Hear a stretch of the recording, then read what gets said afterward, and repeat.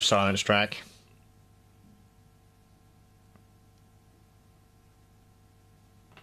You motherfucker. So as my finger went to push the click, I instantly thought, oh shit. Let's try it again, shall we? Right. Live silence track.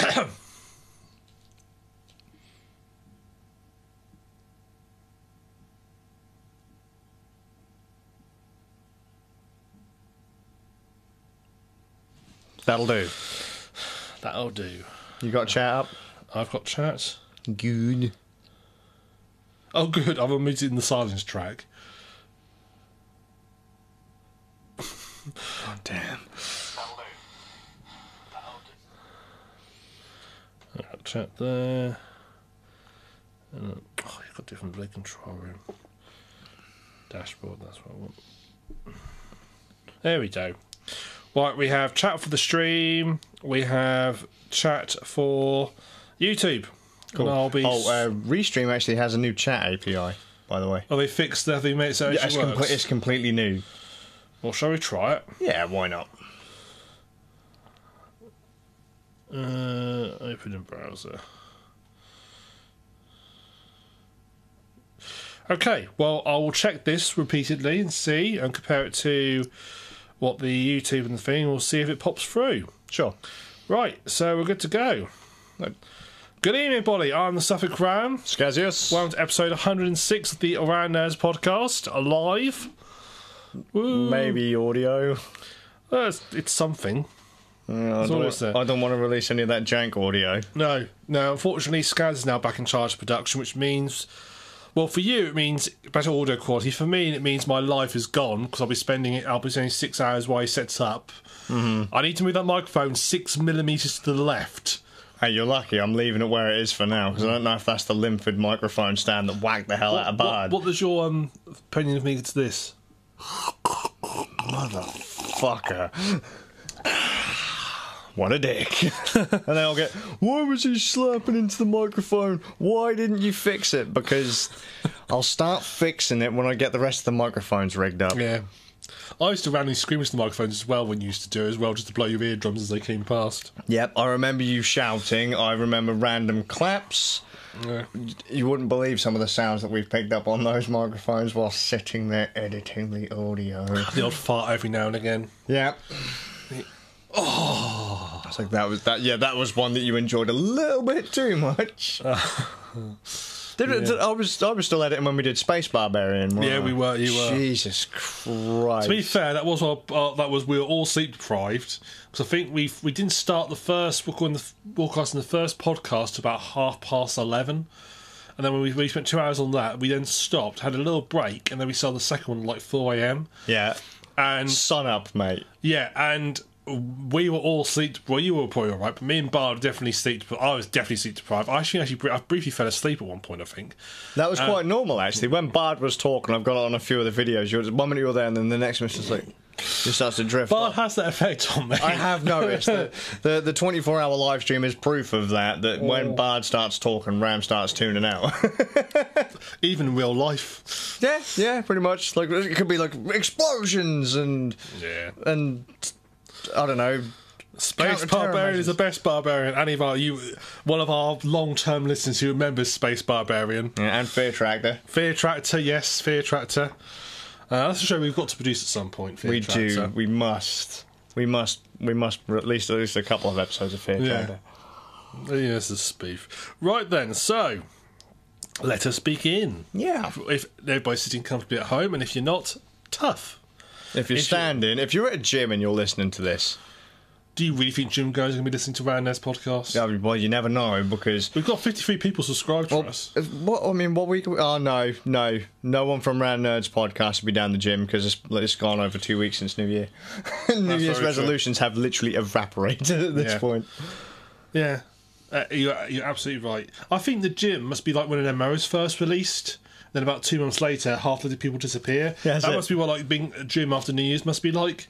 Like all these MPs, all these random noobs have disappeared, or like an expansion gets released. That's it. All these random noobs appeared, and it's like, and they say, where do I find the quest giver in gym? It's like, where do I find the weight machine that does that? That's like, and the long term raiders of the gym are going to get fed up with the noobs and they sort of try and sort of fob them off, or perhaps sort of, you know, show them up by bench pressing something. I don't know. Lifting something. If you can't tell, I've never been to a gym in my life.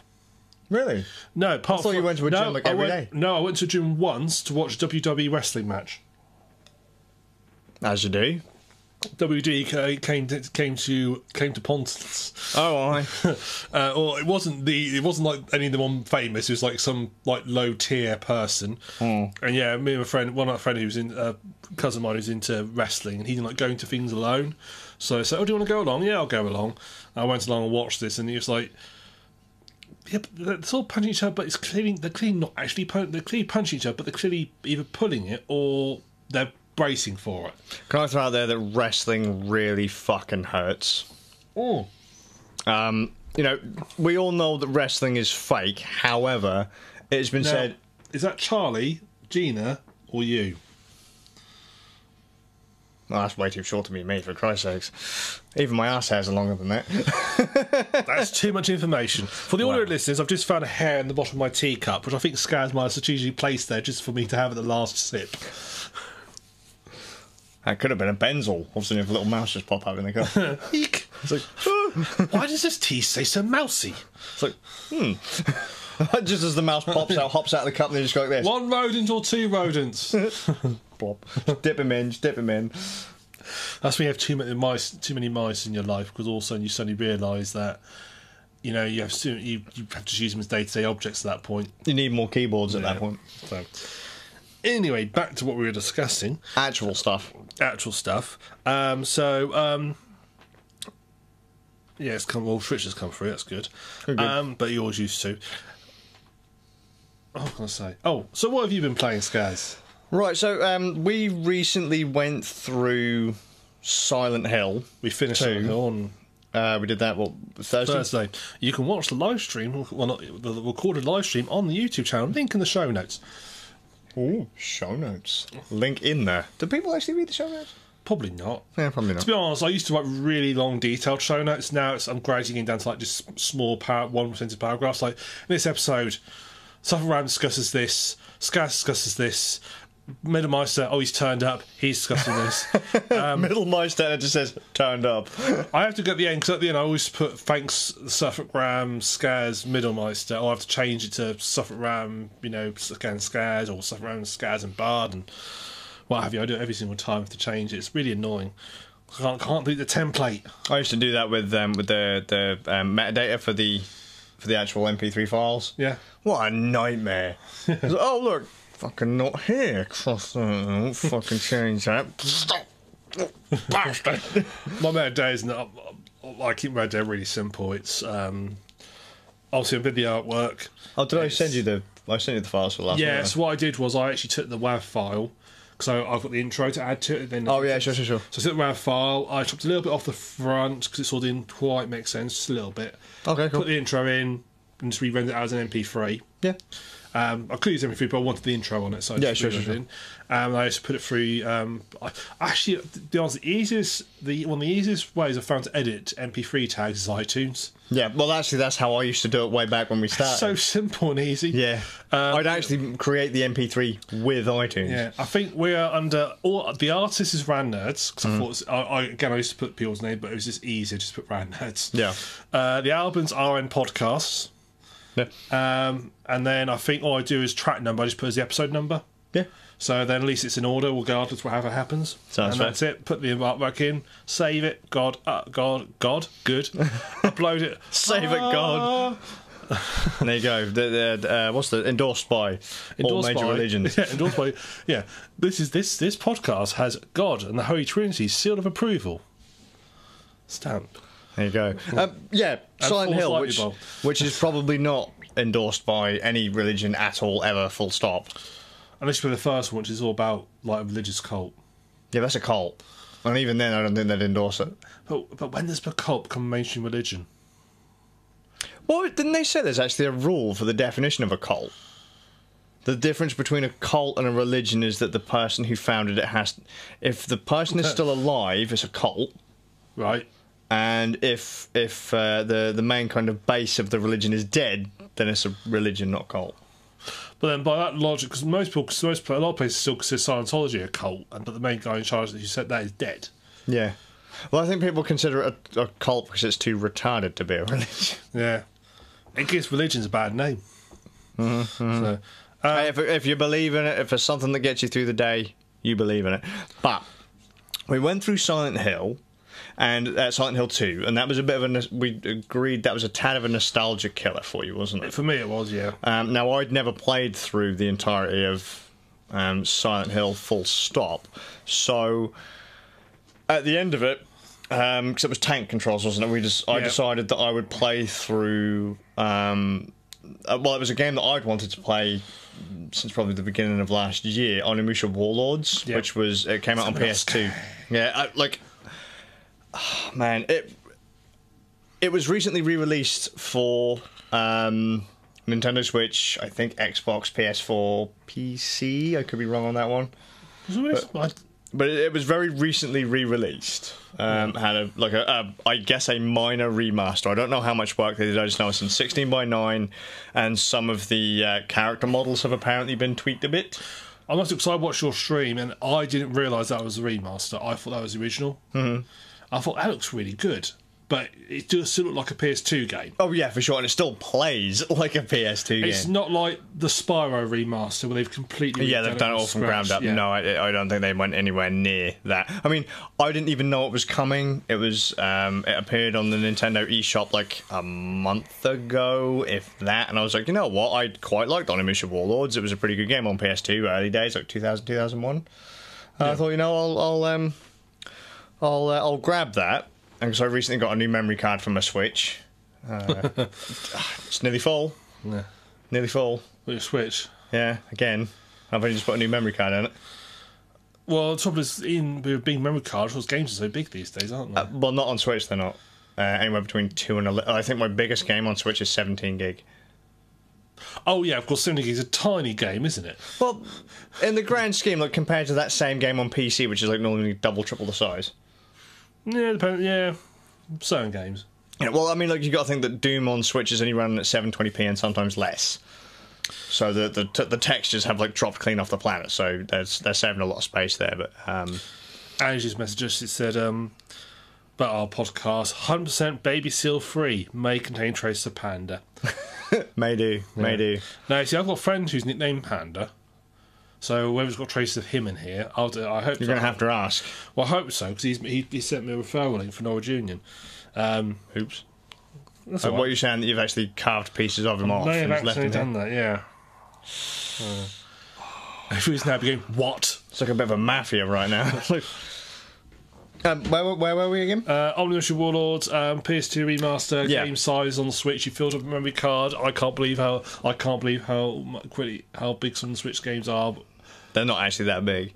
Yeah, I grabbed it anyway, installed it, and I thought, you know what? I could have bust out the PS2 version. It is literally sat right there, just off camera. But I thought, you know what? I've got the Switch version. Let's have a go. Does it still hold up? And so when you first play this game, you have to understand that it's actually got a modernised control scheme. Originally it was tank, now it has like loose analog control, which is bizarre for a game that has fixed camera angles. Yeah. Analog controls don't work. Mate, it's janky as bolts. At least with tank, you just press the button, up is always forwards. Yeah. So even when the camera angle changes, you are still running forwards. Yeah, you get a thing where when they switch camera angles, you get a thing in used to have it in like Metal Gear as well. And they used to have these. You do like this all like sort of 180 dance of yourself when the camera changed angles, which is kind of what happens in Onimusha. So yeah, we're at 16 by 9, slightly improved res. I don't really remember much of the music, so I can't really comment on if the audio quality's changed any. They've given it an analog control scheme. It still has tank, but it's not an option to choose tank or analog. It's literally, you either use the analog stick for analog control, or go to the D-pad, and then you've got tank. So you can switch between the two. To be honest, I always find tank was actually easier with a D-pad. Yeah. Well, they wouldn't have worked on the analog stick at all anyway. Well, Silent Hill, that had analog tank controls on the analog stick, And just when you try it with that, you just end up actually steering yourself Sure. left and right all the time, end up going funny circles. You end up drifting. Half the time when I used to go when I was going funny on the live stream, when I kept walking towards, I'd mentally switch to an analog stick, but it doesn't work. Tank controls, that's probably why tank controls exist as they are, because they work one on the D-pad. Well, the trick is though, so with the analog stick, so if I pushed up, you wouldn't run forwards, you'd run in the direction that I just pressed.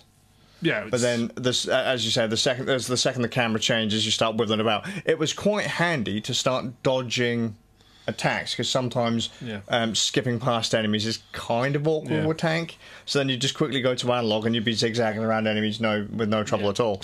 Yeah, its analog is more intuitive, I think, and because it's relative to the camera, whereas tank isn't. I switch half and half depending on what I want to do. So I actually found it quite comfortable to have both options there. It was weird that they didn't give us an option to select between the two, but it was also kind of handy all at the same time to give us both. Yeah. The whole idea of... So I'm actually talking about gameplay before I even talk about what the game is. Onimusha Warlords is it's kind of like old school Japan, samurai era Japan, where a warlord rocking his way across Japan gets killed in battle, and then makes a deal with the demon clans of Japan to be resurrected and then take over the country. What ends up happening is he picks a fight with the wrong clan, and your character, Samanosuke, gets called in to save the princess, who is going to be offered as a sacrifice to seal the deal between this guy and the demon clan. Yeah. Imagine Resident Evil with samurai. Yeah, basically, it's got a bit of instead of biotechnology, it's magic and so forth. You've got like different magic swords. Like you've got like a magic broadsword, a katana.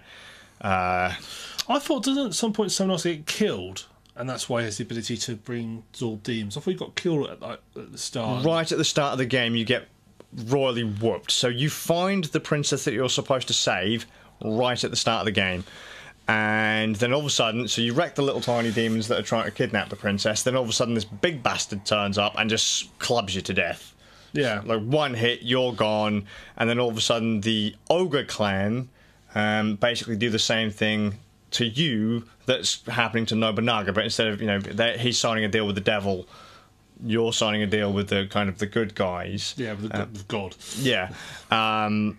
So the ogre guys give you the ability to absorb demon souls, which then allows you to recover health, magic power, and grant you the ability to upgrade weapons and all that kind of stuff, which is neat. You get this fancy little gauntlet, which gives you... It's kind of like a Dark Souls-y thing where you have to like harvest stuff from the dead. Could you do that in Soul Reaver as well? I couldn't remember if that allowed you to collect things from the fallen enemies. You should be able to in a game called Soul Reaver. Yeah, probably, but so you basically do that, and the idea is you have to rock around the castle, solving puzzles, hack and slash, slashing up demons, just basically progressing through the story. I'm going to be honest, it's still quite fun. The nostalgia isn't completely dead for me, although I am surprised how bloody short it is. It looks very fluid combat. It's got a sort of like motion to the combat that makes it look nice and fluid. Yes, the combat was very impressive. It was very impressive back then too. Very much, you are right. People were in the stream actually did compare it a little bit to Devil May Cry. The combat is very fluid, very stylish. It makes every swing just feel impressive. It's you push the button and you don't do an awesome attack because you've pushed the right combo. You do it because you just do. Yeah. And so even if you're a shit player, you still feel like you're still having fun because you're going, that's it. Which is what Devil May Cry did well. It made you feel like you were a master, but just because it cheated basically. It made you look good. Everything looked pretty and flashy. It, Everything had impact and stuff like that. 3 weapons, 3 magic orbs that tie to the weapons. You can level up the weapons with souls. You can level up the orbs. The orbs are used as keys, and as for your special power as well. So triangle is like a heavy attack that uses magic. Each weapon has a special skill that is leveled up by your orb. 1, 2, and 3. Level 1 orbs only unlock level 1 doors. Level 2 orbs, level 3 orbs. That's your gating system. Yeah. And then that's basically it. Just go through, solve puzzles, kill demons, save the princess. Job done. One of the best games where the plot is literally save the princess. Mario Brothers. Onimusha Warlords cutting up demons. Isn't this all come through Mario Bros. That save? It's not saving the princess. It's the Bowser saves the princess from abusive husband Mario, and he goes after her. Yeah, that's it. I think. I mean, from memory, Onimusha was it not a trilogy? No, I was surprised to find out there's actually 4 or 5 games. I remember the second one, they introduced more characters. You had the guy with the gun, didn't you, in the second one? I barely played. I've got number 2, but I barely played it. That's the one that introduced Jubei. I never. My sister played these games. I never played them. Sure. She was more into hacky slashy at the time. I was more into shooters. Sure. So she played all those games in Democrat and so forth. And the third one was one that took partly in Paris, in modern day Paris, I believe. Because it had that French actor who was in Mission Impossible in it. That guy. He's like the only French actor you see in a lot of Western. Because he's been in quite a lot of stuff, but he's got a big nose. That's what I remember about him.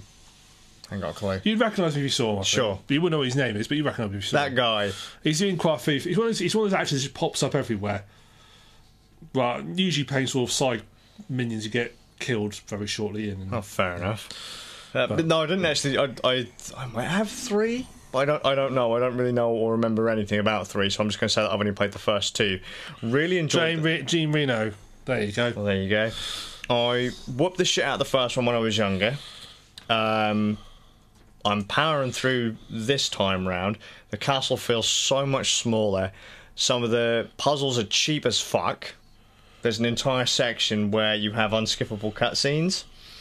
And unskippable cutscenes. Well, it's not so much an unskippable cutscene, but it plays like a cutscene almost. Like it's in engine, and there's like, oh, what's the story behind such and such a character? Blah blah blah blah blah. And then all of a sudden this trap activates, and then oh yeah, I know that guy. Yeah.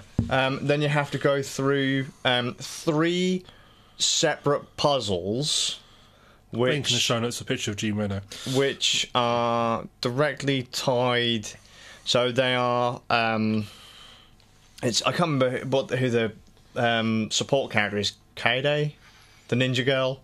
Oh, I completely forgot she existed before I went and played the game again. To be honest, I never played it, so I remember Samnosuke because my sister liked Samnosuke. She quite fancied him. Oh, bless. And at the time we were buying a Siamese cat. And the plan was if you've got a male one, it's going to be called Samanosuke. All right, fair enough. I said that's going to be great for the vets. Yeah, let's try and spell that and pronounce it correctly. Yeah. But they should call it Sam for short. Yeah, there's a segment where there's 3 puzzles, and you have to use both characters. The first one ain't bad. It's just literally figuring out which levers to use to open up. Neither, you're not American. Whatever, the gates, and if you get it wrong, then basically the gate just shuts on you, and then you have to figure out which one you have to pull. So when one character pulls it, the gate opens. They then let go of the other one, move over. If you've got hold of the wrong one, it just falls down. Yeah, so you have to pull them in a certain order to get through. To get through. Then the second one they're simple puzzles, but I cocked it up like 2 or 3 times. But it's a guaranteed, if you screw it up, you die. It's game over. Oh, good. And then you have to go back to where you last saved, which would likely be before the room when the dialogue happened and then the gates fell down. Sake. Yeah, that happened to me like 3 times. And then after that, there is a timed puzzle where it's just like, move the blocks around to make the picture be in the right place or whatever. If you don't do it in the right time, Samanosuke drowns. And I cocked that one up as well. So 3 times I had to go back through this dialogue tree. I was like, oh, for God's sake, will you please just shut up and get on with it? I don't care about the child. Just letting them die. Look, I've had enough of this scrubby kid and the rest of you. Like, I actually purposely killed the ninja girl like twice. I was like, oh, look, watch, I'll stand on this platform and she'll fall to her death. Do you play as Ninja Girl on this at some point? Yes, you do. I don't remember that at all. I've now got to the point where I have to play as her because Samanosuke's cocked up. You have to play as her like twice. Once, 3 times technically. You have those joint puzzles, and where you literally just move her, then you move him, then her, then him. And then when... So is it live switching between the two? Yes. Yeah. And then now I have to do an entire segment as her, which means that I don't have any of the soul absorbing power. I fight like a complete wuss. I'm going to probably die a lot in this section before I get to the next boss, which then unlocks Samanosuke again. I'm like literally probably about an hour and a half, 2 hours away from the end of the game now. I just remember that the one of the best parts of it was like 100 floor endurance run to unlock the Bishamon sword, which was like the best sword in the game. I'm really looking forward to doing that before I whoop the shit out of the boss. But no, I'm quite enjoying it. The tank controls are a bit janky, hit detection's a bit janky. The only bit I really can complain about is that stupid, annoying son of a bitch like triple puzzle thing, like after the save point, because you can't skip that dialogue. Yeah. But otherwise, it's like sort of a little blemish on a. Otherwise, yeah. It's quite good. So far, I've been enjoying myself. Just been running around hacking up demons. There don't seem to be as many demons as I remember. I remember some of the demons being quite interesting to fight, because I remember there's one where you cut it in half, it does turn to two and then demons. it spawns in. Yeah, I've got up to those as well. Yeah, but isn't there a way you can do it where they don't do that? Isn't there a way you can? Well, if you use the fire sword, you can literally just incinerate the bastard before it splits. Yeah, so, I mean, I thought it was a way to. So it was like sort of. I like that. It was an easy. I mean, at the time, I'd never seen anything quite like that. So it was a neat idea. Well, yeah, it was quite. I mean, it was a very, very good game for the time. But it just surprised me. It came out of nowhere that they remastered it. Apparently, it's the 18th anniversary of it. I'd like to see. Right. I'd like to see the entire series remastered. Yeah. Give me Onimusha 2. Give me Onimusha 3, even though I'd know nothing about it. And apparently there was Onimusha 4, Dawn of Dreams, which a few of my friends really seem to like, but I am yet to play. Yeah. So I'll probably play through that at some point. I have a feeling that Onimusha 2 and 3 were no well received as the first one from memory. I have a feeling they weren't so liked. I think a lot of my friends really liked number 2. But because I didn't sink my teeth into it at the time. It's just one of those ones that I bought it. I enjoyed what I played, but it just didn't. I put it down for a little bit, and then I never went back to it, kind of thing, you know. But no, fun. The remake's fun. I'm enjoying it. I mean, it's only like the remake's only about $15, so they haven't gone. When most games get remade on Switch, they say, "Oh yeah, £50." Yeah. You know, what was it? New Super Mario Brothers U Deluxe. Which is, there was New Super Mario Brothers, which then got remastered into New Super Mario Brothers U, which has now been remastered again into New Super Mario Brothers U Deluxe. They still want $50 for it. That's a side-scrolling Mario game. Yeah. Fuck that. No. Whereas Onimusha Warlords, they want $15 for it. It looks pretty good. It plays well. I mean, it's still got, it's got the rust of the time, you know. Of course. It's a bit woolly, but it's still pretty fun. Combat's still enjoyable. The environments still look pretty nice. They're fun to explore. Voice acting is still goddamn terrible, but who cares, man? It just makes me wish that there were more games like it and Dark Souls and Neo on the Nintendo Switch. I would love for those things to be on Switch. But if you get a chance to play, if you haven't played Onimusha Warlords, please do. If you like Resident Evil, which I don't, by the way, then you should play Onimusha. And even if you're a bit rough on Resi, but you like the idea of running around hacking up zombies with a sword, do it. It's a win. And it's just really creepy to realise that I was like 16 when that game came out, or something like that, like 15, 16 years old, when I first played it. And there are kids now who had never played it because they'd only just been born. You know, they're 18 years old. That game came out when they were born. Thanks for that, Skazz. We are old as fuck. Thanks. What have you been playing, mate? So I've been rabbiting on for about 12 years. I've had a bit of a busy week, actually. I've started dabbling in one game, but I've not got too far on that. So I'll very briefly mention it, which is but I won't go into full detail. I'm going to try and play a bit more for the next episode, which I've started dabbling in KOTOR. Oh, No Steel Republic. Yeah. And I've been struggling to get into it at the moment. Mainly due to, and we discussed in Silent Hill about like old style combat interfaces, and it's a very old style. It is, yeah.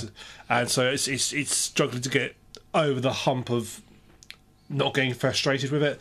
But anyway, I'll try and talk. I don't want to. I've only literally played it for like 2 hours, so and it's a big game. I don't want to cast any views on it just yet. You got to be careful, man, because you are literally kicking the hive at this point. Oh no, I'm going to give it. I'm going to power through. I want to get I think once I get over that hump of the combat, I'll hopefully get into it a bit more. Star Wars games have never had great combat, and to be fair, I've never been a fan. I know I'm not a great fan of Star Wars universe as well. Me either. Which is a little bit of a backstep. But I heard this one was like, you don't actually have to know all the ins and outs of Star Wars to get it. So no, because it's basically its own several thousand years in advance. Yeah, about 4,000 years ahead. Something like early, something like that. But I played it. So most of I've been a bit busy this week. I've been doing lots of stuff this week. Long story. But this afternoon I played a game called Late Shift. Which is that one? It's the one that it's got video. It's complete FMV, yeah.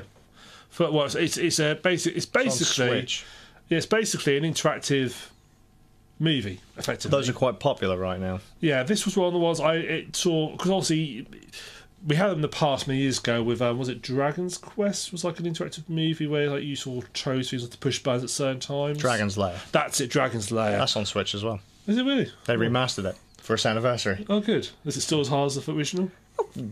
Yeah. Good. So this one is... well, I won't spoil the story too much.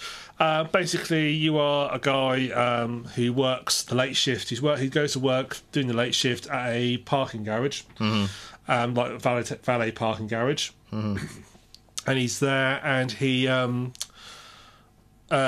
he's there, he... meets a couple of people and so forth, still doing his normal shift, but he catches somebody breaking in. Yep. And long story, and basically he sort of identifies the person. He gets the people who were breaking in get hold of him because he's a witness to what they're doing, and he gets dragged into like this heist, a sort of story of a heist, and sort of dealing with triads in London and other sort of gangsters, and basically it's only about 80 minutes long. You play for about 80 minutes. It's not bad, actually. Not bad. It's actually quite, and it's really well shot.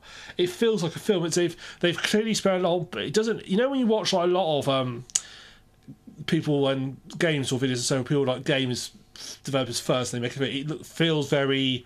You can tell, but it feels a bit amateurish. This is really nicely shot. It feels like it could be an actual program. I mean, it's very nice. I mean, they've edited. They've put a couple of those on Netflix, haven't they, as well? Yeah, which might, if you get a chance, play there's a couple. Mirror one. Play it quickly, because apparently the people who came up with Choose Your Own Adventure have sued them for it. Really? Yeah, well, they're suing them for it. Have they actually described it as a Choose Your Own Adventure? I don't know. I didn't bother reading. Of course, if that's the case, of Choose Your Own Adventure, you're going to have to sort of deal with like nearly everything in the world, like everything on the planet. Yeah, no, Telltale is basically Choose Your Own Adventure. So a lot of people have argued that as well. Yeah, so yeah, good luck. But yeah, so you basically, as you play through it, so it's edited really well together. So it works like a scene will play out, and then you'll get the option to appear on the screen, and you'll have a timer. Mass Effect side, you have to click the option before time runs out, and the scene will keep playing on. Once you click the timer, though, the scene doesn't like jump; it just follows on naturally. And I tell you what, you can't. Apart from a couple of, you can't really tell the edits. It just flows. Do they swap to another camera angle then? Not always to hide the jump. I think the old time they do, but it feels they've done it right, so it feels natural. It doesn't feel like they've done it deliberately just to hide it. So it's really well. I'm very impressed at actually how well they've done it to make it work and so forth. It flows really nicely. I mean, it's got a couple of issues with it. One. Subtitles subtitled by default. You switch them off if you want. Subtitles don't always match the dialogue. There's quite a lot of errors between subtitles and the dialogue. That's minor though. Mainly swearing when one of the characters will swear and the subtitles won't have it in it. All right, up yours, fucker. Well, I get the feeling that subtitles are based on scripts. I wonder if perhaps the actors ad-libbed a little bit, and then the script doesn't match the subtitles anymore. And there's a few times a game, because obviously that. When you play these sort of games, only certain choices actually matter. There are a lot of choices that will get you... So you end up at C, and you start at A, and then you'll have option, or say you end up at E, and in between you have B, C, and D as your choices. But no matter which one you pick, you're going to end up at E. A lot of them will end up at roughly the same point anyway. Yeah, maybe slightly different dialogue, but you're going to end up at E. Yeah. There are certain choices which will have an effect on the level. There are certain chapters you won't actually see, depending on which choices you make. And so you have this little issue and so forth. However, the game, unfortunately, it's got achievements in it, as you'll do, but it's got one of those annoying things where she won't show you progress, and every major decision in the game, they've got an achievement tied to it. So you'll just say something, all of a sudden this achievement unlocked. And you're like, oh, that was a major decision I just made. That's going to affect the storyline. So it feels like that way. Now, I can't really say much more about it because I'll spoil it. I will say, though, it's one of the things I've played through it once. I'm not going to play through it again immediately because it is 80 minutes long and you have to play it from start to finish. Okay, sure. And I'm not sure I want to play through it straight away just to try and get the different endings and so forth, which is the problem with a lot of these sort of choose your adventure games. And I've got there's 7 endings, I've unlocked 1 of them. Right. So you're going to have to be invested to get all of the. You are, yes, and there are 2 chapters I didn't unlock. So it's got some bits. There's obviously some bits of content I did miss, but it's definitely I can't think at the moment. It's about. Let me have a quick look. I think it's about. It's not. It didn't used to be quite cheap. It used to be quite expensive. I think it's about 15 quid. Hang on, can you just open up that picture? Yes. So on Steam at the moment, it's £10 at the moment on Steam. That's probably. I mean, for the production values of it, I can see why they're charging £10. To be fair, but go into it. No, treat it like a DVD. You spend 10 quid on, but you're only going to get 80-minute film out of it. Yeah. Treat it like that, and then you'll probably quite like it. So now, can I tell you, I'd seen this on Switch. However, I completely ignored it because of that thumbnail. Really, it's not a great thumbnail, I have to say. Can you open up a full-size version of it? Now, I know this doesn't benefit the audio folks or even the video folks at this point. Just go on Google. Just type in. Yeah. Google it, DuckDuckGo, or whatever. Just bring up the. To anyone's good.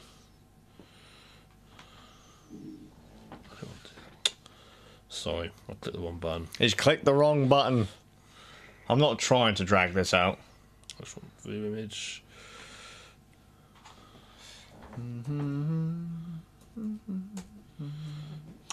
Right, now there's a problem with that image, and it annoys me. Is it because the words are the one way round? There's the one way round. No, that is not the bit that annoys me. Is it the way they've edited the guy overlaying each other? The overlay is broken as fuck. I could forgive that if they could justify the... Right, so there's 3 images of the guy overlapped, 1 in the middle, 2 at the sides. There's a hard edge between. Yeah, and it is fucking annoying. See, I'm assuming that's a stylistic choice. They don't. It is, but it looks cheap. It looks like they've just been given a copy of GIMP. In 3 seconds, they've just thrown it together. It's like all you had to do was literally remove the background on that piece, and that would have been fine.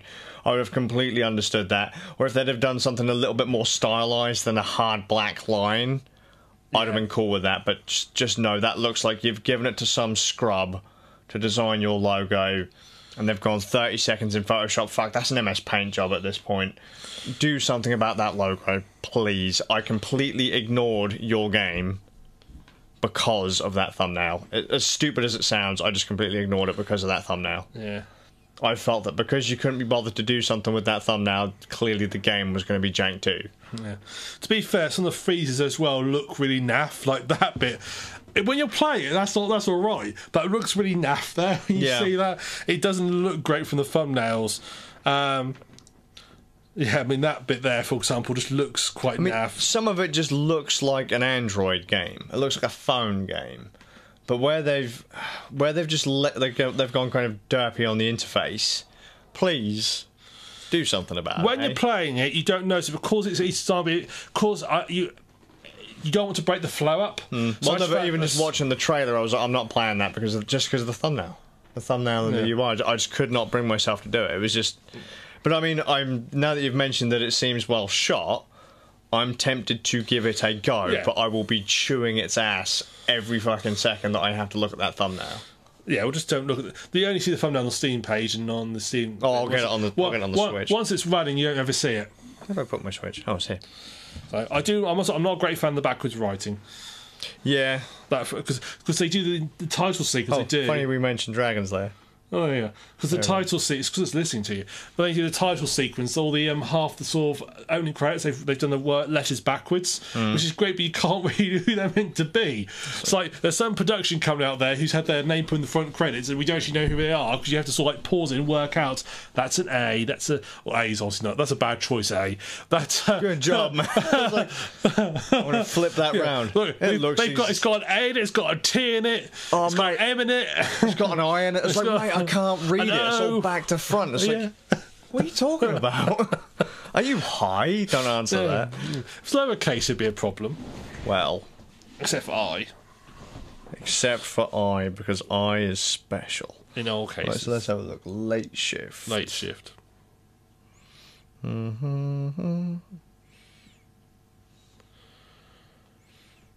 Late shift, £10 on Nintendo Switch. Oh, that thumbnail.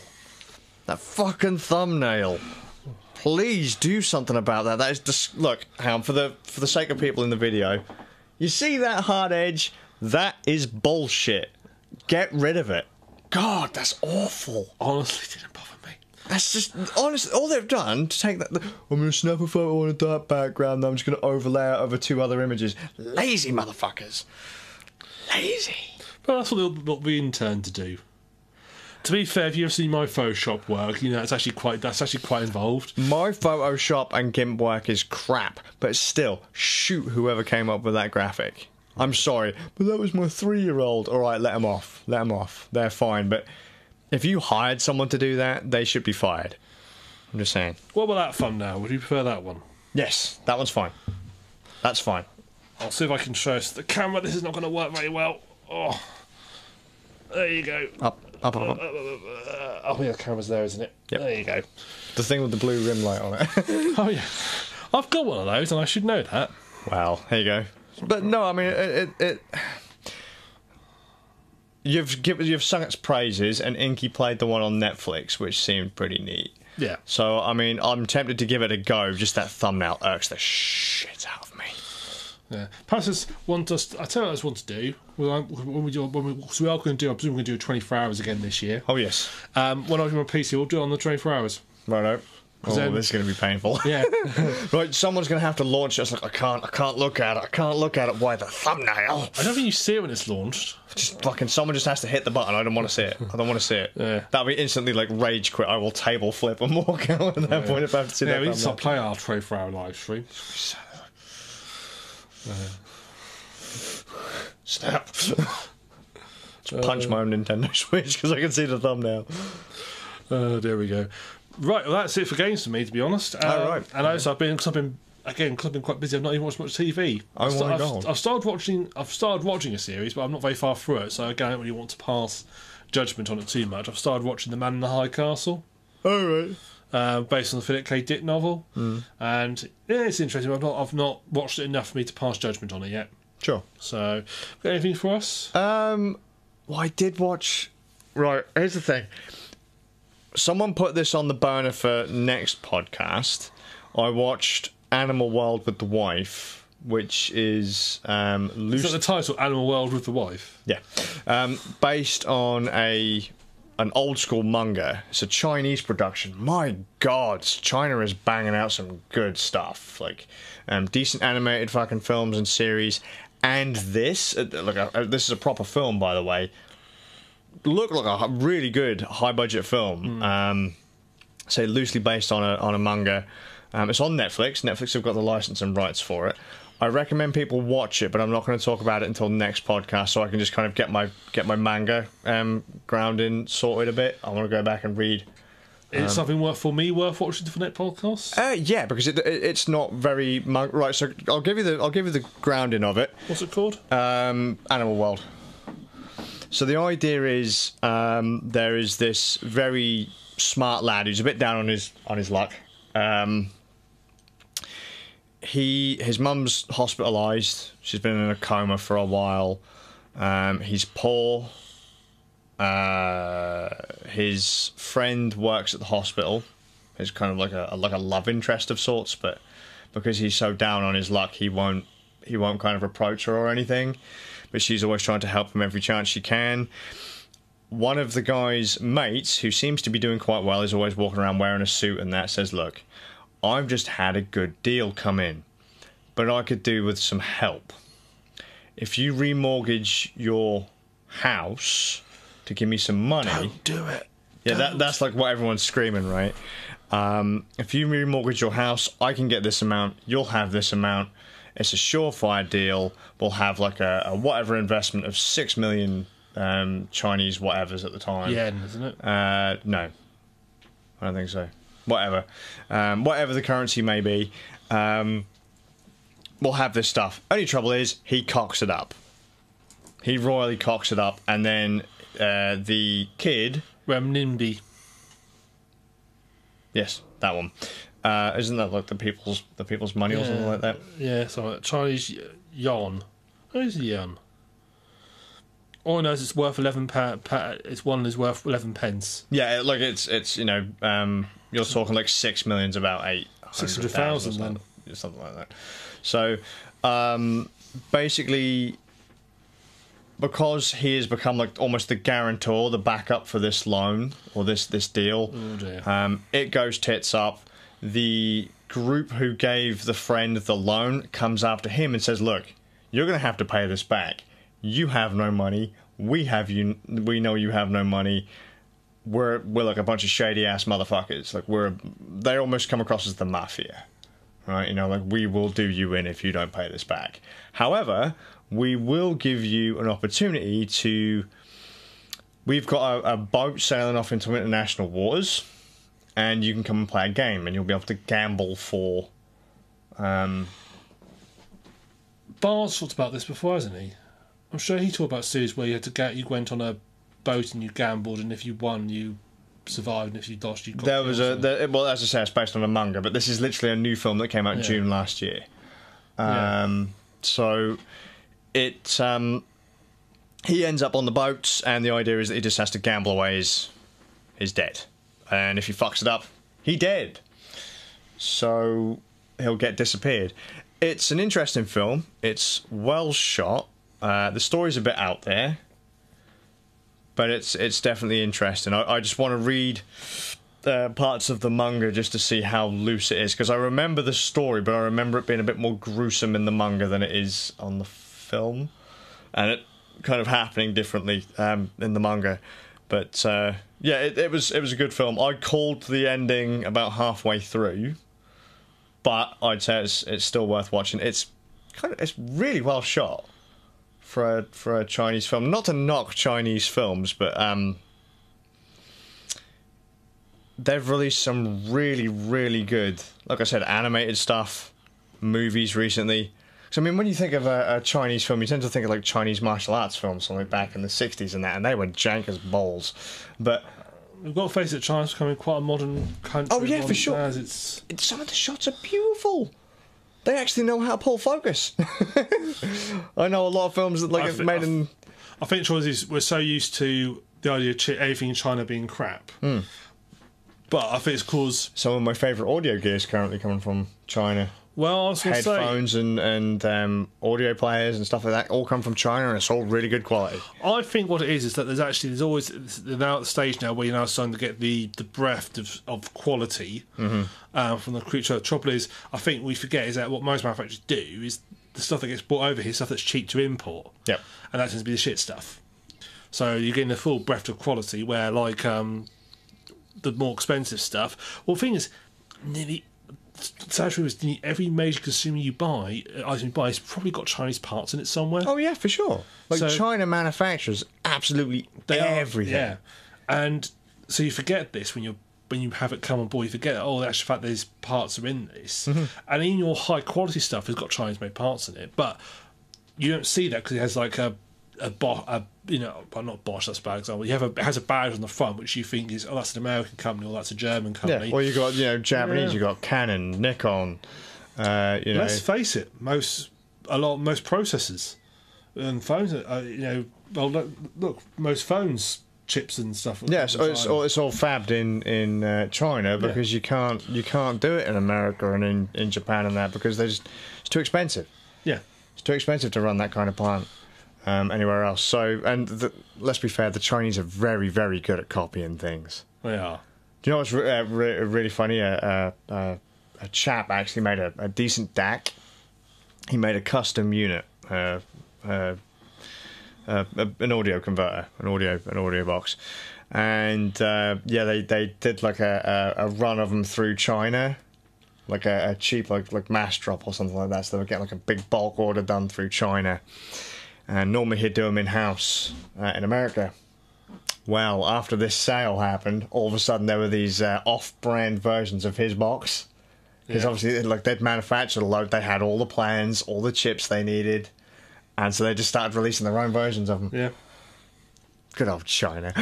Yeah. I mean, if you look at a lot of products like batteries and stuff like that, you'll say, oh, these are crappy off-brands. Well, the batteries are being manufactured in China anyway. Yeah. They're literally just saying, well, these ones aren't quite up to the spec of, say, Canon, Nikon, or whatever. Like, maybe they have slightly fewer charge cycles, so they don't pass. So rather than just passing the quality assurance test, rather than just throwing them away, they just rebadge them and sell them as slightly lower end batteries. Well, it's worked for process managers for enough years, haven't they? Just a lower, more basic process, exactly the same as a high-end processor. Well, it was in the same family, but that one just failed a few tests. Yeah, exactly. I mean, look at AMD's quad cores and their tri-cores. The tri-core was just a quad core that failed the QC, and they just locked one of the cores. Yeah.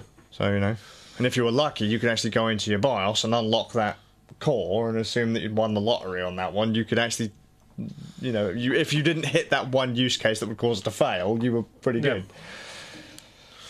Yeah. Yeah, cool. It's an alright film, but like I said, I just want to before I actually give it a proper rundown, I want to read. That's what we're saying. Well, we've spent the last half an hour just giving you examples of stuff that we're going to talk about next time. Yeah, it's going to be great. Yeah. It's going to be great because we're shit at podcasting. Oh well, we need a higher budget. It's all right. We've already had this discussion. Well, no, I now have some more anime and manga to suggest. Thanks, Skazz. Nah. I don't know if there's a bit of vileness to it, like, thanks, Skazz. Oh, God. More time I have to spend. Manga and anime. Well, cheers, mate. Thanks for that. I'm sorry, I don't nothing like you at all. The film is on Netflix. It was the wife that actually found it, and I was like, I swear I've seen something like this before. And I was like, oh, yeah, it's based on a I'm sure Bar talked about an anime series very much like that. I'm sure he did. Is that? That's the manga. So I remember the exact thing he said about a guy who ends up on a boat owing the so on so there. Kate, you watch on Crunchyroll? Yeah, I'll have to. I can watch it on Crunchyroll, and it'll save me the effort. Yeah, I knew he talked about it before. Well, that's what he talked about when we were in the shed. Yeah. So, well, I've got nothing else. So, you got anything else before we... Oh, bollocks, was that it? That is it. We're doing well on our pot that we did last one was a pot. Wow. That's terrifying. Yeah. No, I've got nothing, mate. I've got nothing. I've done dick all. Yeah, you're right. Anyway, we just found that, yeah. It's been a really, really slow couple of weeks, to be honest. To be honest, I spent the last couple of weeks just doing... I've been buying a car, selling a car, which takes a lot. You don't really have much time it takes to buy and sell a car.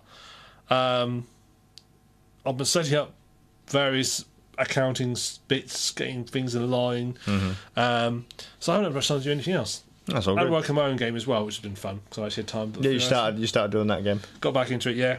And I've nearly got the A-star algorithm to work. There you go. It sort of works. So it's not quite as simple as cut and paste. You're going to have to tweak. I've had to code it myself. Oh, okay. I found an example which explains how it actually works, and then I've had to code it into it myself. Okay, fair. About coding is awful because I'm not much. I'm self-taught. I'm pretty much self-taught programmer, so my coding. You're pretty much the same as me. Like whenever someone says to me, like, "Dude, this is so messy," like, yeah, man, my code's shite. Like, but it's got lots of comments, so I know what it does. Yeah, that's it. Like, that's what you have to do. I always say to people, that's just being polite, because some other poor bastard is going to have to get to your code at some point. Like, let's say, I don't know, you... With my game becomes more I sell out and say it's like EA or something. Ugh. There you go, mate. Have fun with that. Yeah, just take all the comments out. Just like as soon as you sell it to like EA or Ubisoft, something, just pull all of the comments. Basically, I think we're gonna have to refactor this for the next 6 years to make. Good luck. So that's it. Well, in that case, yeah. Just so everyone knows, audio and video will start to improve probably as of next month. This is a very rough run in the audio today. Well, the last one was pretty fucking rough. Skazz gets beaten at the end of every episode when the audio is not quite up to standards. It does my nut in, I'm telling you. So hopefully this one's okay, because it literally took us, like, what, 30 seconds to set up the mics this time? Not my standard, sit there for 6 hours making sure that the mics are set up just perfect. Yeah. But yeah, eventually, I'd like to have this, we're going to have a budget version of what I dreamed to have this set up as, what, 5 years ago? Yeah. So, it'll be a budget version, but still better than what most people are banging out.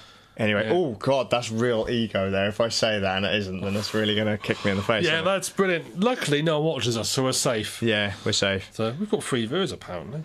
In fairness, I don't actually think it'll be that hard to outdo a lot of the podcasts on the thing. The topics that we talk about are complete shit, but I can at least make the audio sound slightly above average, maybe. Yeah.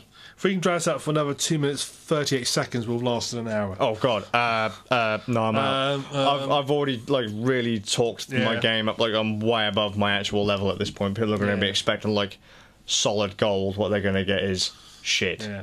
They're going to get EA when they wanted. I don't know what we can say. Well, if you've enjoyed this podcast, you can see this will save some time up. If you enjoy this podcast, you can follow us on our website at rannerds.com, which is a bit slow, but don't worry, it does load eventually. Oh no, it is shite. We've just it's I don't pay a lot for the hosting of it. Oh, so we've got the basic server. Or you can go on youtube.com/rannerds, Twitter/rannerds, Facebook.com/rannerds. We have got Facebook account. Yeah, we've got a Facebook account. Oh, wow. To be honest with you, the website just posts everything automatically to Facebook and Twitter.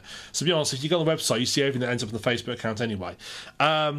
We've also got Google Plus up. I don't know if they've shut that down yet. I haven't got a clue. It was still out last time I looked. So we've got Google Plus, Ran Nerds. I think that's everything. We've got a Patreon for Ran Nerds, but the link doesn't work yet. But you can link to it on the website. No, there's a problem. For some reason, it's something to do with our name. It doesn't like it. Because our name is Ran Nerds with commas in it, we can't have a link. Oh no, because the URL will be jank. Yeah, but you set a custom URL yourself. So when I set the URL up to Ran Nerds with no commas, no thing, because I knew that was going to be a problem, it still doesn't work because the title of our page has got the commas in it. How weird. Good old Patreon. So we've got a Patreon on Ran Nerds, but don't worry, no one else gives us any money, so that's fine. But if you want to make this man very happy, you can give Skazz some money as well, so he's still alive. Well, at this point, mate, you pretty much own my soul. I do. I own majority shares in Skazz at this moment in time. That is true. It's like when he hears a vote, like, what should I have breakfast today? I don't know if I want porridge or toast. You're having toast, Skazz. Yeah, that's going to be like that choose your own adventure dealio. It's like, hang on a minute, why am I gravitating towards toast? Yeah. Well, I wanted... Why have I decided to buy a sheep? Why are there sheep in my garden? Ram! Don't ram me. You've decided. That's what I've decided you're going to have. It's like, god damn it. But yeah, so you can seemed like a good idea at the time. patreon.com/SK4ZZI0US. There you go. So give this man a bone. Because leech speak really pisses people off. It does. So I love it. Do you know what? I was doing this and there's your name just sat like right there. Yeah. You had to guess and it's right there on the screen. So, but yeah. So thanks for watching, guys. Appreciated. See you in a fortnight. Yeah. Where's the button that makes this turn off? I don't know. So you're in charge of that, not me. Oh yeah. My homemade Elgato Stream Deck. Like a couple bucks on her. I should assume it's just a wireless numpad. Shut up, man. This is high-tech shit. Look at that. Hey, I'm sure the BBC use a very similar setup in their studios. See, I think they spend way too much money. We've already had this discussion. I've worked this out. No, I work at, you know when you see like behind-the-scenes studios, they've all like got about 50 screens up, all these computers. That's all fake. I honestly think this is because when The Apprentice did a TV studio right thing and so forth. And the teams are split up. One group of people are going to be presenting. The other person was going to be like the producer and the director in the office, right? Mm-hmm. The software to do all the stuff like put the price drops on, to give notes to people, change products, so forth, was from one PC. They did it all from one PC. Now, this is so inclusive that all those computer things, it's like when you used to go and like sort of like see films in the 1970s, and you go and like a sci-fi and there'd be thousands of computers on the wall. Only one of them is actually doing anything. The rest are all just for show. And that's my theory. I think they're all just for show, and they're basically there to keep audio and video engineers in a job.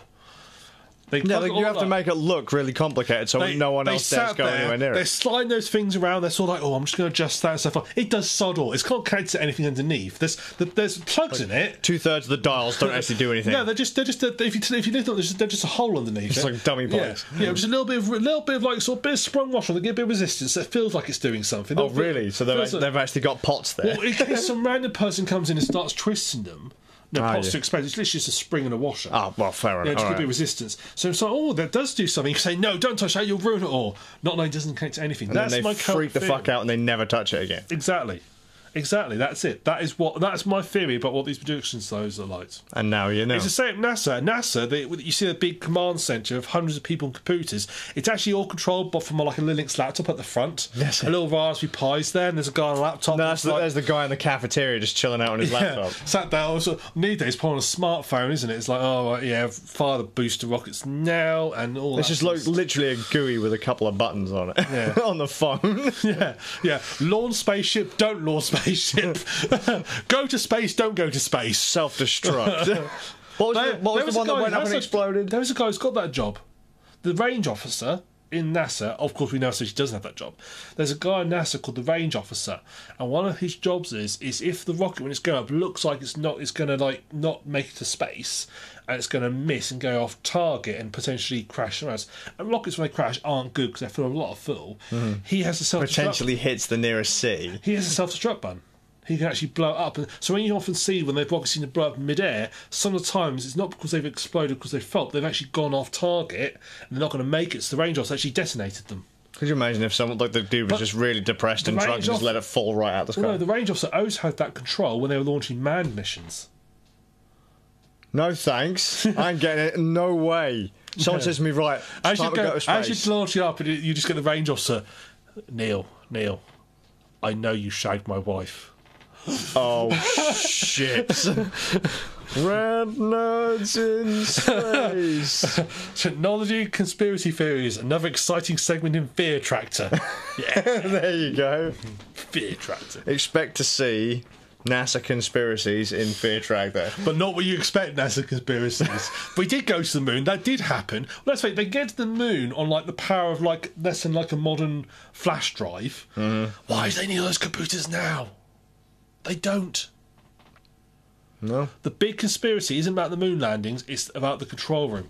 There is an IT engine. There's a whole team of IT engineers who've got away for years making fancy GUIs. Dude, and they've graphics. scripted all of that. They scripted all that back after they built the place. Exactly. The people. I bet half people in those rooms don't realise they're not doing anything. Those keyboards aren't even connected, mate. Half people in the room so they're thinking, yeah, we're changing the thing. But actually, it's also this fancy GUI. It's just a fancy screen GUI. The ship's flying itself there. It's like that shit that happens in films and all that stuff starts happening on screen. No one's touching a damn thing. None of those keyboards, none of those mice are connected up. Yeah. It's just there for show. It's all an After Effects template. Can I recommend a YouTube video quickly? If you're interested in space, so forth, there's a YouTube video, I'll link it in the show notes, called How to Land the Space Shuttle. And this guy actually talks through how they land the space shuttle, because the space shuttle comes down from the height of where 747 is, sort of 30,000 feet, and lands within about 2 minutes. Ooh. And basically, once you start to land it, there's no going around, you are landing. Yeah, well, because you ain't... They actually, to train astronauts how to fly, they gave them like this little small commercial jet, which has got 2 engines on it. To turn the fuckers off. No, they put them in reverse to create extra drag to give the ideas an idea of how. That's just going to give the because the shuttle's basically been described as a brick with wings. Yeah, it makes sense. Yeah. So you have to. I'll link that. It's about a 20-minute long. I kind of wish there was a flight simulator that had X-plane that's got a space shuttle. Oh really? Yep. Fuck, son, I'm there. Yeah, if you can justify paying, like, I think X-Plane's about £70 now. Yep, I'm fine. I'm fine, just so I can crash a shuttle into a building. Yeah, boy. Yes. Look, there's my house. Actually, I think X-Plane can load all that stuff, and I think that at one point, I think X-Plane was linked up to Google Maps. I'm definitely crashing a space shuttle into my house. That'd be ace. Or into my kids' school. Would it be great if you could actually... I'm so glad this is being broadcast live. It would be great if, like, when the Google car came past, you were outside, so there's actually a photo of you, and so as you crash the shuttle, you can just look at your own face. What would be the expression? Next time the Google car comes... If you see the Google cars coming past, just sort of put an expression of...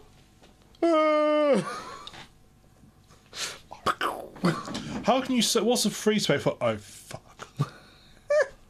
So when you do... then when the X-Plane comes on, you can crash yourself into your face. That'd be amazing.